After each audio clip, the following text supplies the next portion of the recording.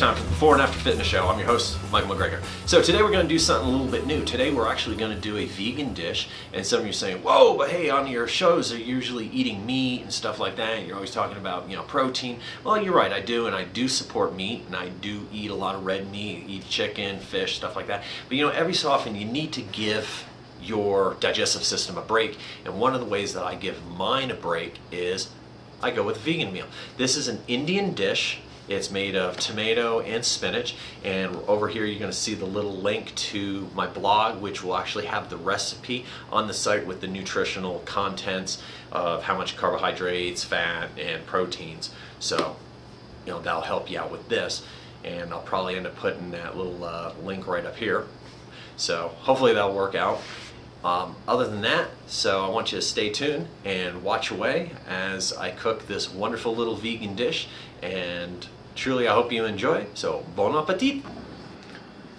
Okay, so here we go. We got our ingredients, and what I've done is I've chopped up some fresh whole leaf spinach here, and I just kind of made it a little bit shredded.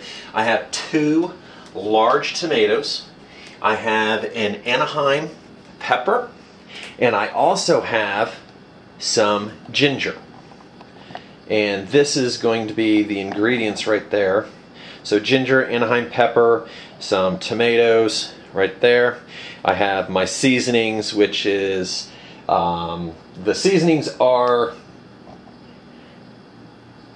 cumin seed, coriander, turmeric, red pepper, some gram masala, and a Indian spice known as hing, or asafoetida. Hopefully I said that correctly, but it is known as hing, H-I-N-G, and that is one of the main spices in this Indian dish. And this is an Indian vegan dish, as I said earlier.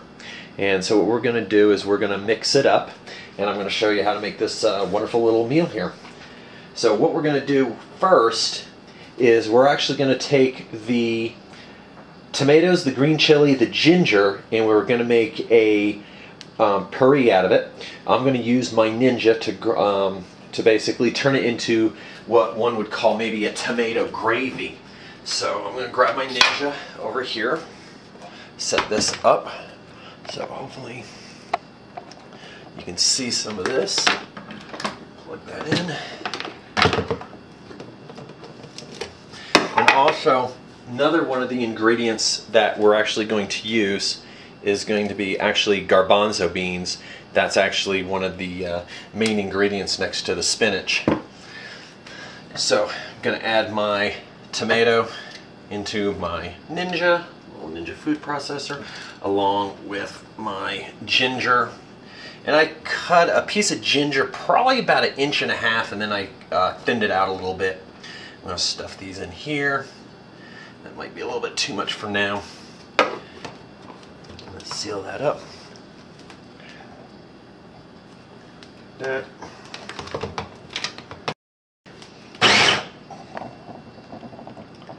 So that right there, I'm going to blend it up a little bit. Now that I've done that, I'll add more. How to kind of drop it. Now this does have a tendency to be a bit spicy because of the Anaheim pepper. Now the last time I made it, I left in all the peppers and everything, and the wife thought that it was just a little too spicy. But if you really do like spice, go ahead and leave the seeds in. So that.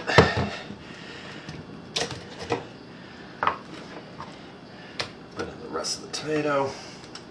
And this is really a lot of tomato. I actually calls for 2 medium tomatoes, and I ended up getting 2 large tomatoes. And obviously it was a little bit much, but that's okay because I'm actually going to make some tabbouleh, which is a wheat salad, and I'll use the tomato for that for today's cooking. However, I'm not going to show you how to make the tabbouleh. It's kind of just a boring thing. So now that I have my gravy made, what I'm going to do now is I'm going to actually add some olive oil Now normally I will use a coconut oil, but this time basically I didn't buy any coconut oil, so I'm out of coconut oil. So what I'm going to do is add 3 tablespoons of olive oil. Now I do love olive oil, coconut oil, macadamia nut oil as well. There are some very good oils of choice. This is not the highest quality olive oil. Just unfortunately with the economy, as we all know, we got to kind of cut corners a little bit, and the really expensive, really good olive oil was one of my sacrifices I had to make. Always make sure when you buy an olive oil that the olive oil is actually in a dark glass jar. That way you can protect the oils that are in there. So you always want to make sure your olive oil is in a dark jar. If it's in a light jar, it just pretty much damages all the delicate oils in that. So I'm going to let this heat up. As it's going to heat up, to test it, what I'm going to do is I am going to throw in a cumin seed, a whole cumin seed. And this will eventually pop. And that's what I'm looking for, is that little pop. So we're going to let that heat up. I'm going to throw it in there, let it pop. Once it pops, throw in a couple in there. Now while that's getting ready to crack, I'm going to actually measure out my cumin seed for this, which is going to be a grand total of 1 teaspoon of the cumin seed, and it's whole cumin seed, and 1/4 of a teaspoon, 1/4 teaspoon of the hing. So let's get that going.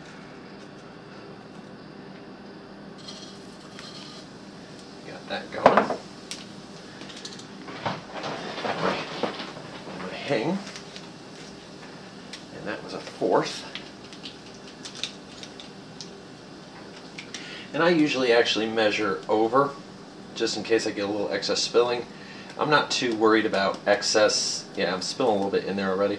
I'm not overly concerned about excess spice. I'd rather have the excess spice go inside there. And hing is actually pretty strong tasting. I'll actually put a few more dashes in there. However, the recipe does call for 1/4. After you're used to it and you know what to expect out of the flavor, then you can start adding a little more of the cumin seed and stuff like that, so that you become a little more familiar with the taste and what you like out of that. I'm going to mix it up a little bit. Definitely looks like it's cooked fairly well. So now that this is ready, I'm then going to grab my tomato puree and add that. Yeah, there we go. And turn that down to medium heat now that the tomato puree is on there. I'll stir that in a little bit. Now I'm going to add my other spices. So go like that. And what's this going to do is this cooks for 4 minutes. What it's going to do is start to separate, and it's going to kind of actually shrink in size. So let's see what we're going to do now. We're going to actually add a tablespoon of coriander. It's a tablespoon. We're going to add a 1/2 teaspoon of turmeric and 1/2 teaspoon of red pepper. So that's a lot of coriander. So I'm going to do that.